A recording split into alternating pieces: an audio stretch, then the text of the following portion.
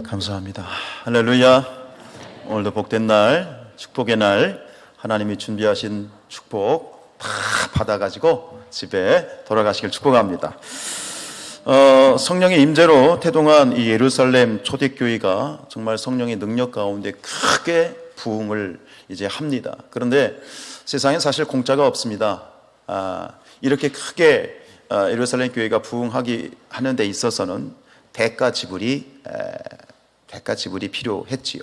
우리가 앞서서 보았던 것처럼 베드로와 요한이 이제 안전뱅이를 고치고 또 성전에서 복음을 증거한다는 이유만으로 체포를 당해서 이제 재판을 받게 되고 옥고를 치르게 됩니다. 그러나 하나님께서 그들을 도우시고 또 마땅한 죄가 사실은 없었거든요. 그냥 억지로 그렇게 잡아들였다가 결국은 이제 풀어주게 되어지는데, 그 풀어줄 때 경고를 하죠. 너희들 나가서 이거 하면 안 돼 라고 경고를 합니다. 우리 4장 18절 읽겠습니다. 그들을 불러 경고하여 도무지 예수의 이름으로 말하지도 말고 가르치지도 말라 하니. 한마디로 뭐예요? 뭐 하지 마라? 전도하지 마 이거예요. 전도하지 마. 늘 전도하면 안 돼 라고 경고를 하게 됩니다. 사도들이 풀려나서 전도하지 않았죠? 그죠? 아유 무서워, 전도하다가 또 잡히면 어떡해, 그러고 몸살이고 전도하지 않았죠? 어떻게 알아요? 무슨 일이 있었냐는 듯이 이 사도들은 또 나가서 전에 하던 대로 열심히 복음을 증거하고 너 말씀을 가르쳤습니다. 그리고 그로 인하여서 더욱더 강력한 성령의 능력이 이 초대교회에 나타나게 되는데, 사도들을 통해서 표적이 나타나고 기적이 나타나고 수많은 사람들이, 이전보다 더 많은 사람들이 복음을 듣기 위해서 몰려들고 또 그 복음을 듣고 많은 사람들이 가슴을 치면서 회개하고 주께 돌아옵니다. 할렐루야.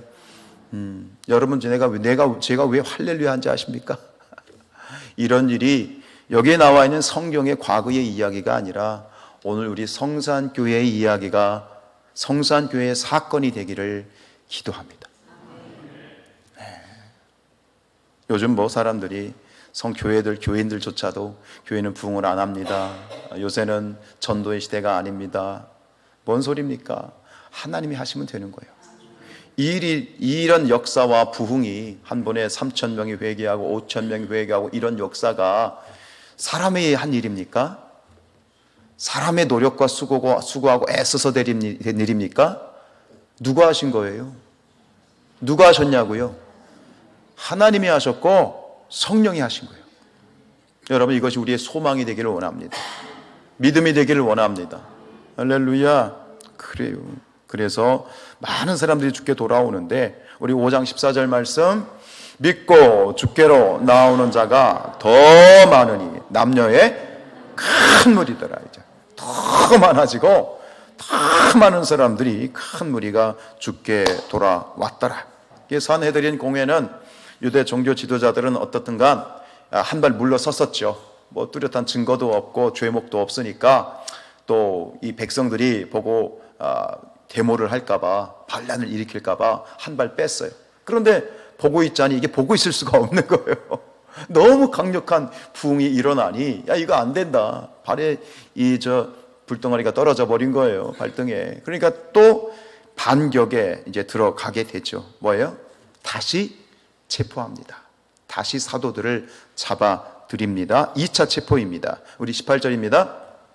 사도들을 잡아다가 옥에 가두었습니다. 옥고를 치렀던 사도들이 다시 체포를 당해서 이제 투옥이 되는 일이 벌어졌습니다. 여러분, 여기서 영적인 원리를 우리가 발견하기를 원하는 것은, 여러분, 성령이 역사하시고 하나님이 역사하시면 반드시 사단도 역사합니다. 뭐가 뛰면 뭐가 뛴다고, 그렇죠? 그리고 더 중요한 일이면, 하나님의 나라와 교회와 또 영적으로 더 중요한 일이면 일일수록 사단은 더 강력하게 공격합니다. 깨닫기를 원합니다. 여러분, 우리가 신앙생활을 하는 데 있어서 이것은 우리가 경험되어지는 일인 건 뭐냐면, 대부분의 성도들이, 우리 성산교회는 안 그래요. 저기 아프리카에 있는 성산교회가 그렇다고 하더라고. 무슨 얘기냐면 그냥 주일만 그냥 근근히 지키는 썬데이 크리스찬, 그냥 물에 물 탄 듯 술에 술 탄 듯 예수쟁인지 아닌지도 모르게 그냥 그렇게 살아가는 그런 신앙 생활을 했다고 해봐요. 근데 그가 갑자기 마음에 감동이 왔어. 하나님이 마음을 주셨어. 그래가지고 내가 무엇인가를 하겠다라고 결단을 한 거예요. 내가 이제 하나님을 위해서 또 교회를 위해서 뭔가 내가 의미 있는 일을 해야 되겠다, 하나님이 기뻐하시는 일을 해야겠다라고 마음에 다짐을 했어.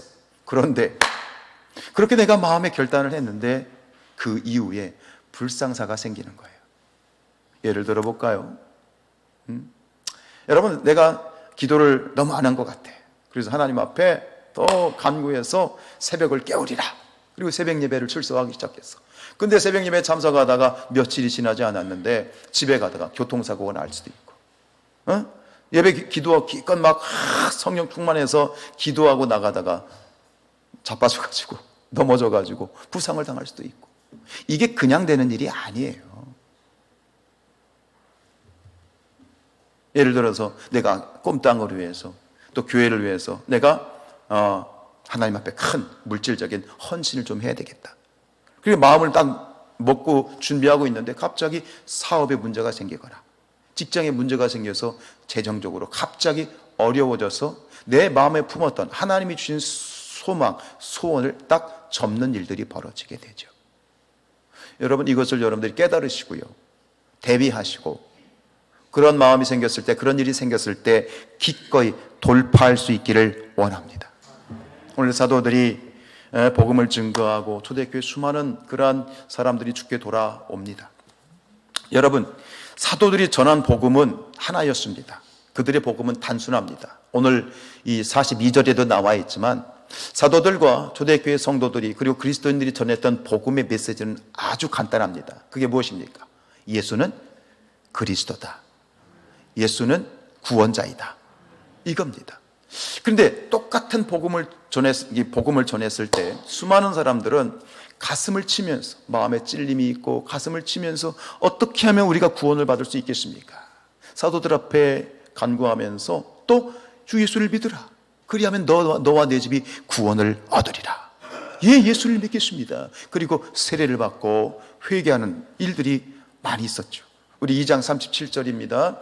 그들이 이 말을 듣고 마음에 찔려 베드로와 다른 사도들에게 물어 이르기를, 형제들아, 우리가 어찌할꼬. 여러분, 복음이 제대로 들어가고 말씀이 제대로 들어가면 나타나는 현상이 있어요. 마음에 찔림이 있어요. 마음에 콕콕콕 찔림이 있어요. 그때 많은 사람들은 그 찔림 가운데 회개해야 되겠구나 라고 하나님 앞에 자복하는데요, 전혀 180도 다른 반응을 보이기도 해요. 180도 다른 반응을 보이기도 해요. 그게 오늘 이 유대 종교 지도자들 있죠. 5장 33절 말씀입니다. 그들이 듣고 크게 노하여 사도들을 없이하고자 할세.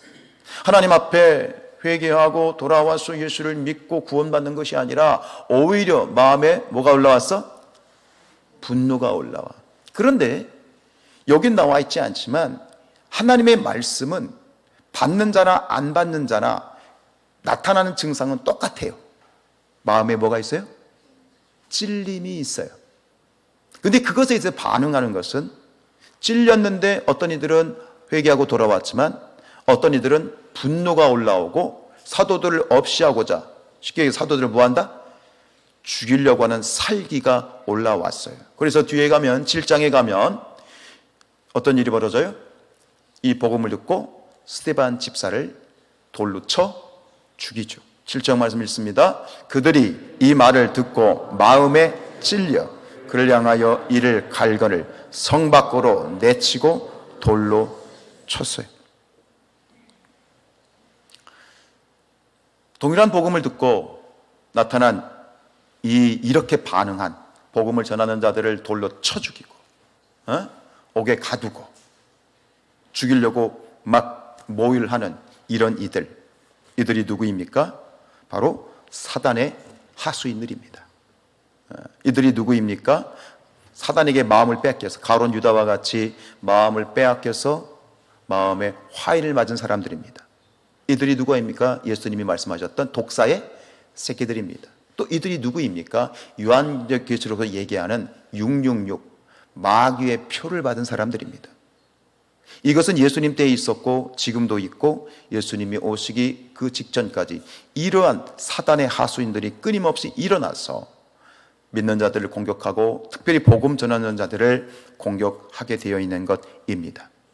즉 사단의 종들이 하는 일은 이거예요. 복음을 전하는 자들을 가로막고 복음을 거부하고 그리고 전도자들을 공격하는 것입니다. 역시 마찬가지입니다. 이것이 지금 성경에 나오는 2000년 전의 사건이 아니라 바로 지금도 그러고 있어요. 지금 말씀을 전하고 말씀을 듣는 이 순간에도 사단이 새처럼 날아다니고 있는 거 아세요? 보이세요? 사단이 새처럼 날아다녀서 말씀이 떨어졌는데 그 말씀을 갖다 냉큼 집어먹는 그러한 사단이 지금도 이 자리에 역사하고 있음을 깨닫고 정신 차리고 말씀을 받으시길 축복합니다. 이게 예수님의 말씀이에요. 예수님께서 그 밭에 비유해서 길밭, 길가의 밭, 돌짝밭, 가시밭, 옥토를 비유하실 때 두 번째 첫 번째 길가에 말씀이 떨어졌을 때 누가 와서 그 말씀 콩을 그 씨앗을 냉큼 집어 삼켰다고요? 새. 우리 누가복음 8장 12절입니다. 시작.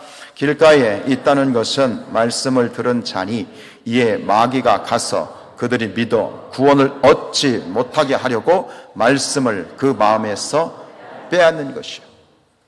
다른 사람의 이야기가 아니라 오늘 우리가 말씀을 듣는 이 자리에서 일어나는 일이다.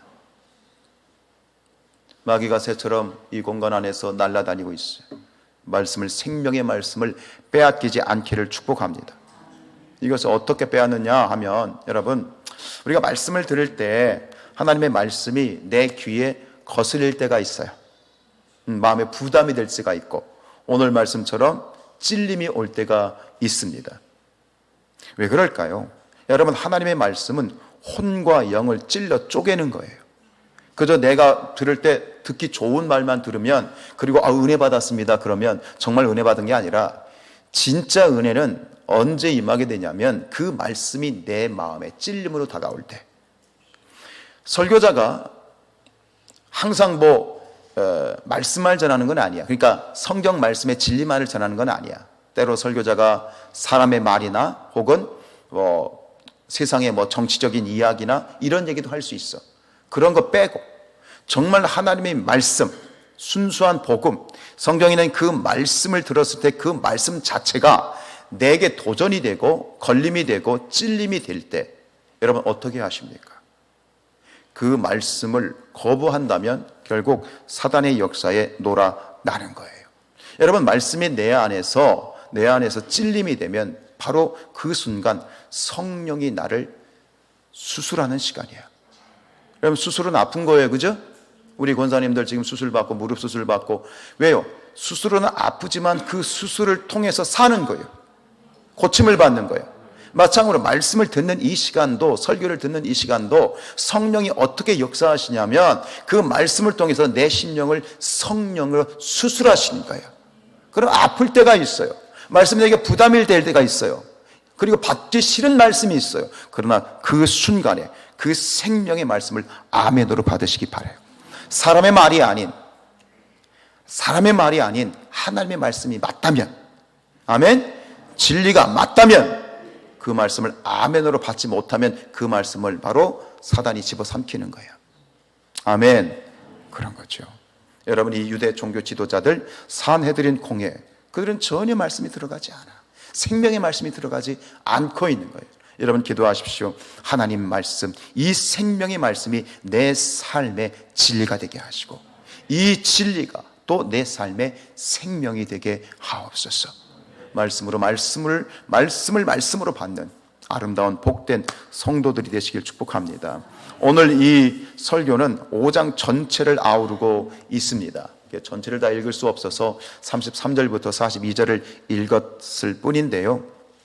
그런데 오늘 말씀을 이렇게 쭉 읽으면서 설교를 준비하면서 저는 이 하나님의 그 마음이 느껴지는 거예요. 무슨 얘기냐면 지금 2차로 그 사도들이 투옥이 됐죠. 그죠? 잡혀갔단 말이에요. 근데 잡혀가자마자 즉시 하나님이 반격이 나서세요. 자, 이 이야기를 전체를 이렇게 쭉 우리 읽지 못해서 제 이야기가 조금 거리감이 있을지 모르지만 잘 들어보세요. 사도들이 옥에 갇히자마자 하나님이 지체 없이 어떻게 해요? 그들을 끄집어내요. 자, 19절 20절 읽습니다. 시작.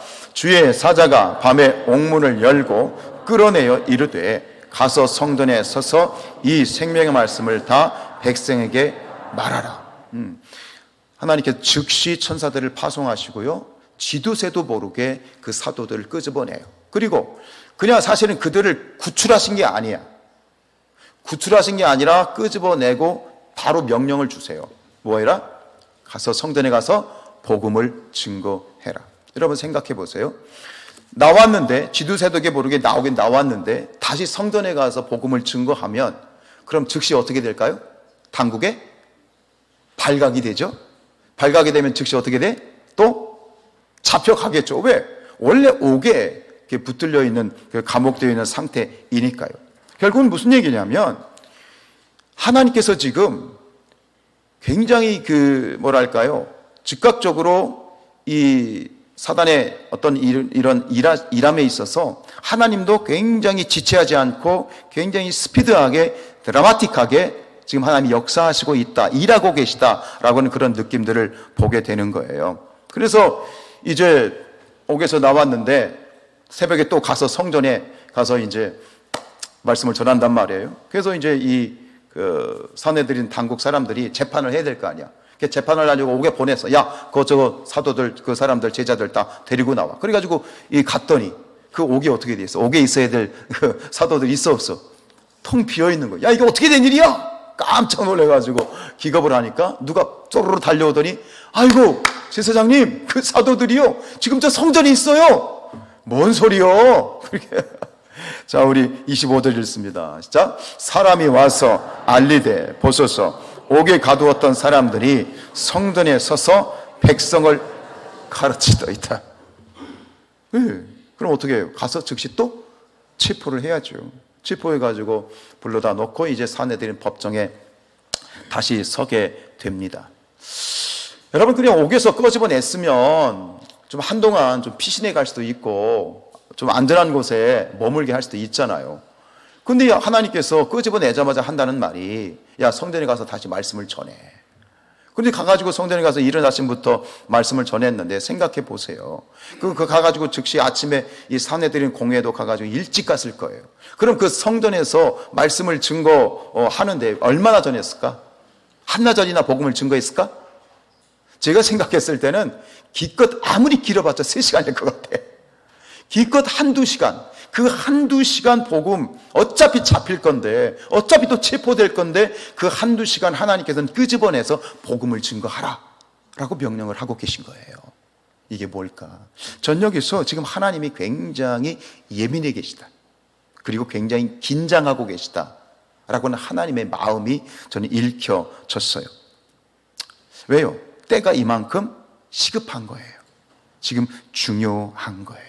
고린도서 6장 2절 말씀 읽습니다. 보라, 지금은 의대받을 만한 때요. 보라, 지금은 구원의 날이로다. 쇳불도 당긴 김에 빼라는 말이 있죠. 모든 만사는, 모든 일에는 범사의 기한이 있고 천하만사에는 다 때가 있는 거예요. 지금 이 예루살렘 초대교회 지금 현재 시점으로 봤을 때 이 때는 무슨 일이 있어도 하나님의 말씀이 증거되어야 되고, 그 복음을 증거하는 일이 절대 멈춰서는 안 되는 굉장히 중차대한 시간이었다라고 하는 것을 여기서 느끼게 돼요. 그렇기 때문에 지금 하나님이 바짝 긴장하고 계신 것 같아요. 여러분, 이 하나님의 마음을 오늘 우리가 공감할 수 있기를 원합니다. 예, 하나님이 얼마나 긴장하고 계신지, 하나님이 얼마나 예민하신지. 여러분, 사람과 사람과의 관계에 있어서 그 관계가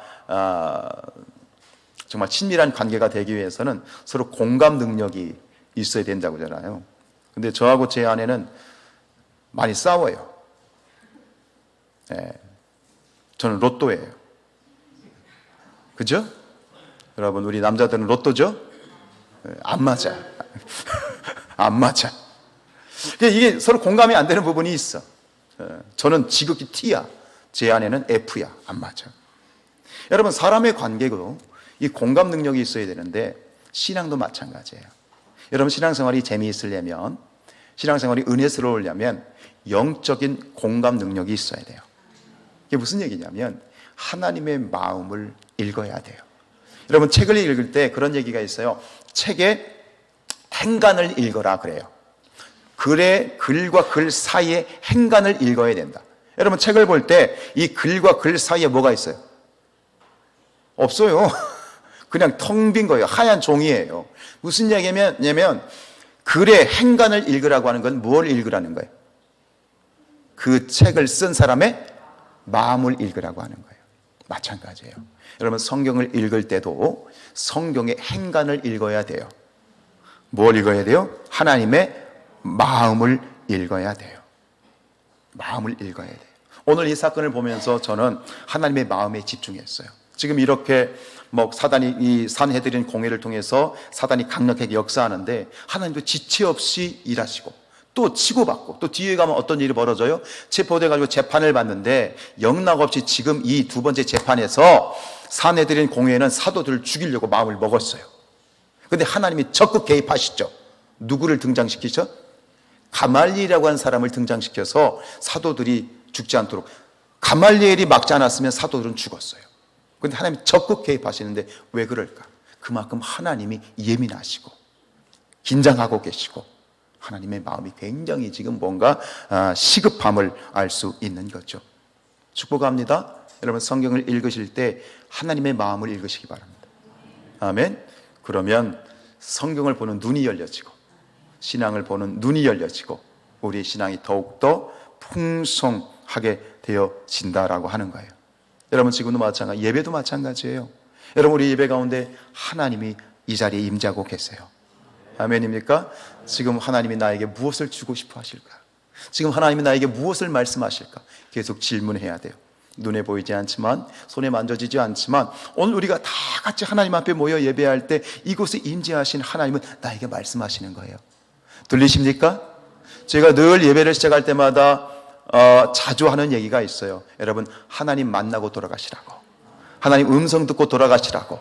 나와서 설교 듣고 찬양하고 그냥 이렇게 앉았다 가는 게 예배가 아니라, 예배란 하나님을 만나고 가는 거예요. 하나님을 만나야 예배야. 하나님의 음성을 들어야 예배야. 그래야 여러분 여기 예배의 의미를 다 가지고 가는 거예요. 눈이 열릴지어다, 귀가 열릴지어다, 마음이 열릴지어다.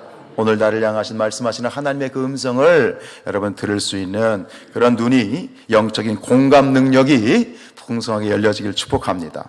자, 재판이 시작이 되었습니다. 재판이 시작이 되었습니다. 지금 첫 번째 재판에서 이제 졌기 때문에 이 산헤드린 공회는 다시 칼을 간 거예요. 아마 이렇게 얘기했을 거예요. 야, 내가 너희들에게 경고했잖아. 가서 예수의 이름으로 전하지도 말고 가르치지도 말라고 분명히 경고했잖아. 그러면서 아마 윽박질렀을 거예요. 더 살벌하게. 산헤드린 공회는 그 종족수가 70명입니다. 이 70명은 사도들에게 그 누구도 우호적인 사람이 하나도 없습니다. 으르렁거리는 사자처럼 어떻게 하면 저거 잡아 죽일까? 눈이 그냥 시뻘개져 가지고 사도들을 노려보고 있습니다. 그런데 이 사도들은 전에도 그랬지만 눈 하나 깜짝하지 않습니다. 단호합니다. 주눅들지 않습니다. 당당합니다. 그러면서 자신들을 변호합니다. 우리 30절 31절 읽습니다. 너희가 나무에 달아 죽인 예수를 우리 조상의 하나님이 살리시고 이스라엘에게 회개함과 죄사함을 주시려고 그를 오른손으로 높이사 임금과 구주로 삼으셨느니라. 이걸 한마디로 요약하면 이것입니다. 누가 죄인인가? 뮤지컬 영웅이라고 하는 뮤지컬이 있습니다. 안중근 의사의 그러한 이야기를, 일대기를 뮤지컬로 만든 그러한 유명한 뮤지컬인데요, 거기에 유명한 노래가 있죠. 누가 죄인인가? 지금 이 산헤드린 법정에서 지금 피고는, 죄인은 누가 지금 죄인으로 서 있는 거예요? 누구를 죄인으로 취급하고 있는 거예요? 사도들을 죄인 취급하고 있는 거예요. 근데 사도들은 거꾸로 고개를 쳐들고 이렇게 얘기하는 겁니다. 누가 죄인이냐? 너희들이 우리를 죄인 취급하느냐? 천만의 말씀이다. 진짜 죄인은 너희들이 죄인이다. 이 말씀이 뭐예요? 예수를 십자가에 매달아 무지한 예수를 잡아 죽인 너희가 진짜 죄인이다. 너희가 죽인 죄인, 그 죄인 취급하여 무지하게 십자가에 매달아 죽인 예수가 누구인지 아느냐? 너희들이 그토록 기다렸던 메시아 그리스도이다. 너희가 죄인이야! 라고 거꾸로 피고가 다 답변을 하는 거예요. 이 제자들의 이 당당함, 정말 논리 정연하고 거침없는 자신 있는 그런 항변에 다시 산헤드리는 술렁술렁거립니다. 이거 뭐냐 이거. 그래서 그들이 할 수 있는, 이게 논리로 정당하게 뭔가를 할 수 없을 때, 그때는 뭐가 나오는 거예요? 말이 안 되면 주먹이 나오는 거예요. 주먹이 나오는 거예요. 33절입니다. 그들이 듣고 크게 노하여 사도들을 없이 하고자 할시. 각오를 한 거예요. 말로 안 되는 거예요. 말에 지는 거예요. 이게 어떻게 안 되는 거예요. 왜요? 누가 도와주고 계셔요? 성령께서 도와주시고 계신 거예요. 그러니까 이판사판이다, 안 되겠다, 이거 말로 안 된다. 그러니까 자신들이 가지고 있는 공권력을 사용해서 이제는 죽여버리겠다고 아예 결정을 해버린 거예요. 그러나 역시 지금 하나님의 마음이 어떻다고요? 예민해 계시다고요. 하나님이 지금 긴장해 계시다고요. 가만히 하나님이 기다리고 있다가 안 되겠다. 그래서 적극적으로 하나님이 개입해 주십니다. 그래서 등장한 사람이 있어요. 누구? 가말리엘입니다. 다시 한번 저는 마음의 소원을 가지고 기도합니다. 하나님, 우리 성산교회에 개입하여 주옵소서. 우리 성도들의 삶에 적극적으로 개입하여 주옵소서. 기도하게 돼요. 기도하세요. 길이 막힐 때, 뭔가 안 될 때, 바로 그때 우리는 믿음의 주요 온전하게 하시는 주를 바라보면서 이렇게 기도하십시다. 하나님, 내 삶에 개입하여 주옵소서. 하나님이 개입하시면 이기는 겁니다. 하나님이 개입하시면 승리하는 겁니다. 할렐루야. 그래서요, 갑자기 밑도 끝도 없이 등장한 사람 가말리엘입니다. 우리 38절 39절 읽습니다. 이제 내가 너희에게 말하노니 이 사람들을 상관하지 말고 버려두라. 이 사상과 이 소행이 사람으로부터 났으면 무너질 것이고, 39절 만일 하나님께로부터 났으면 너희가 그들을 무너뜨릴 수 없겠고 도리어 하나님을 대적하는 죄가 될까 하노라. 여러분이 가말리엘은 누구냐면 당시에 학파, 굉장히 존경받는 그러한 학파가 두 개가 있었어요. 유대 사회에는 하나는 샴마이 학파가 있었고 하나는 힐렐 학파가 있었어요. 이 가말리엘은 누구냐면 힐렐 학파의 대빵이었어요. 그리고 더 재미있는 사실이 있죠. 이 가말리엘이 누굽니까? 누구의 스승입니다? 사도 바울의 스승입니다. 사도 바울의 스승. 그러니까 그 아주 존경받는 그러한 학파의 수장이었죠. 오늘 이 이야기 38절로 39절의 이야기를 한마디로 줄이면 우리 철학자 쇼펜하우어가 한 이야기하고 똑같습니다. 쇼펜하우어가 이런 말을 했다고 합니다. 굳이 복수하지 마라. 썩은 과일은 알아서 떨어진다. 이 이야기를 한 거예요. 야, 괜히 건드리지 마. 과거에 이런 일도 있었잖아. 괜히 그 사람은 썩은 과일이었어. 그냥 썩은 과일은 알아서 떨어져. 괜히 성한 과일 건드렸다가 이게 덧나. 그러니까 냅두면 썩은 과일은 떨어지게 돼 있어. 누가 하신 거예요? 하나님이 하신 거예요. 하나님이 개입하신 거예요. 이 산헤드린 공회에는 끄떡끄떡하면서 그거 괜찮은 생각이네요. 왜냐하면 괜히 또 무리수를 뒀다가 지금 누가 지금 자꾸 신경에 거슬려. 누가 있어? 백성들이, 사람들이 거슬리는 거야. 왜? 지금 모든 지금 이 사도들의 이 부흥의 이 역사가 말이야, 인싸거든. 모든 관심이 다 거기에 첨예하게 지금 집중되어 있는데 괜히 엄하게 건드렸다가 괜히 백성들로부터 비난을 받을까봐 또 그것도 겁나는 거예요. 이 모든 것들 가운데 결정적인 뭐예요? 사람들이 아니라, 가말리엘이 아니라 누가 개입해 주셨다? 하나님이 개입해 주셨어요. 하나님이 살려주신 것이에요. 그래서 그들을 어쩔 수 없이 다시 석방을 해주죠. 40절입니다.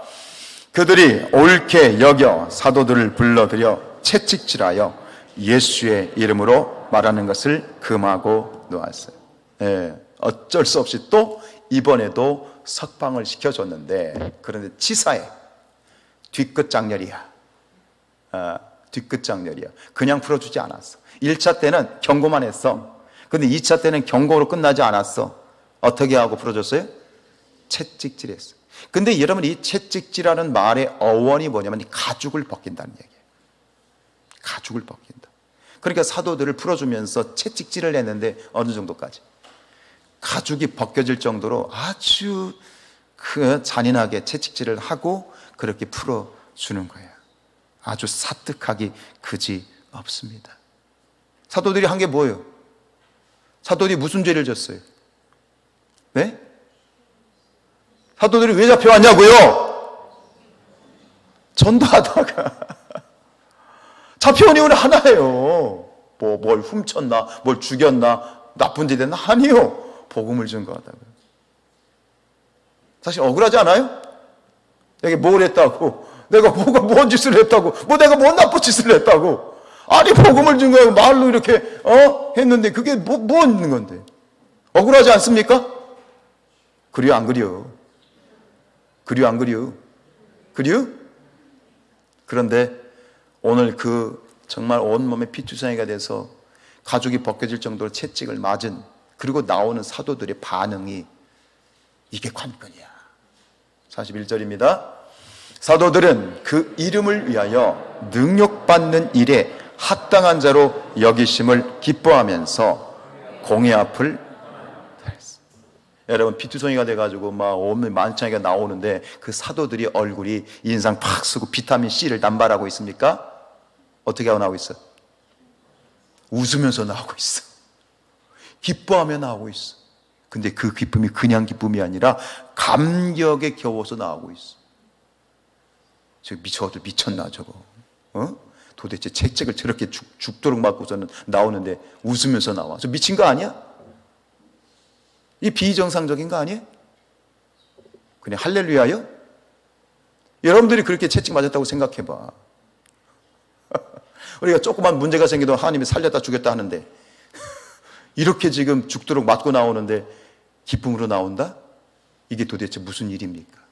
어떻게 이럴 수 있습니까? 이게 무슨 일입니까 도대체? 여러분들 이렇게 하실 수 있으시겠습니까? 아무도 아멘 안 하잖아요. 봐봐.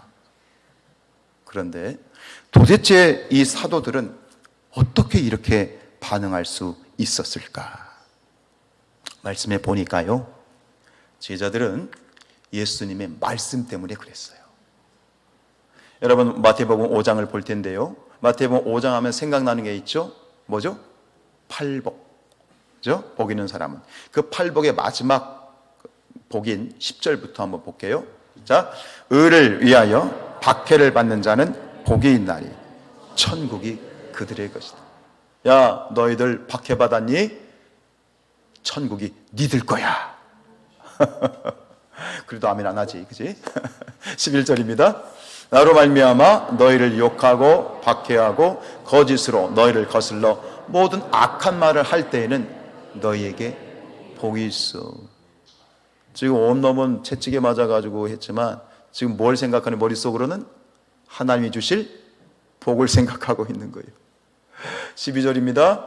기뻐하고 보세요. 그렇게 채찍 맞았는데 뭐하고 있어? 기뻐하고 즐거워하고 있잖아. 그 다음, 하늘에서 너희의 상이 큼이라. 너희 전에 있던 선지자들도 이같이 박해하였느니라.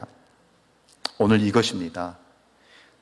제자들, 사도들은 그런 박해와 핍박 가운데 어떤 확신을 얻게 되냐면, 아하, 이제 내가 하나님이 주시는 하늘의 복받을 자격을 얻었구나. 자격을 취득했구나. 라는 하늘의 기쁨으로 충만해진 거예요. 여러분, 면허증 시험할 때 한번 생각해 보세요. 면허증 딱 열심히 연습해가지고 면허증 나오면 어때? 기분이? 세상을 다 얻은 것 같지, 그치? 면허증 땄을 때 세상을 다 얻은 것 같지. 지금 이 제자들의 기분이 그보다 더하단 말이에요. 그 박해와 채찍을 받았음에도 불구하고 나는 이 세상을 다 가진 하늘의 축복, 그 축복을 받은 자라는 기쁨이 그 고통을 이기고 있는 거예요. 아멘. 이 기쁨과 이 감격이 저와 여러분에게 공감되어지길 축복합니다. 아멘. 디모데후서 4장 8절입니다. 이제 후로는 나를 위하여 의의 면류관이 예비되었으므로 주 곧 의로우신 재판장이 그날에 내게 주실 것이다.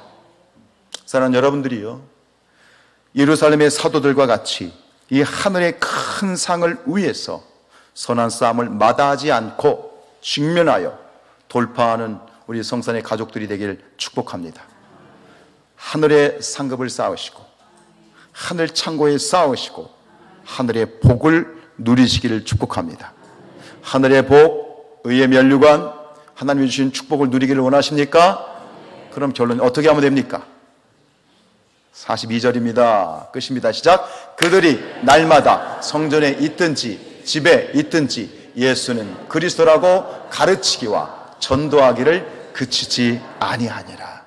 어느 곳에 있든지 어떤 상황이든지 예수는 그리스도이십니다. 예수는 메시아이십니다. 예수는 길이요 진리요 생명이십니다. 예수가 세상의 빛이십니다. 담대하게 증거함으로 의의 면류관을 누리고 하늘의 상급을 누리는 우리 모두가 될 수 있기를 주님의 이름으로 축복합니다.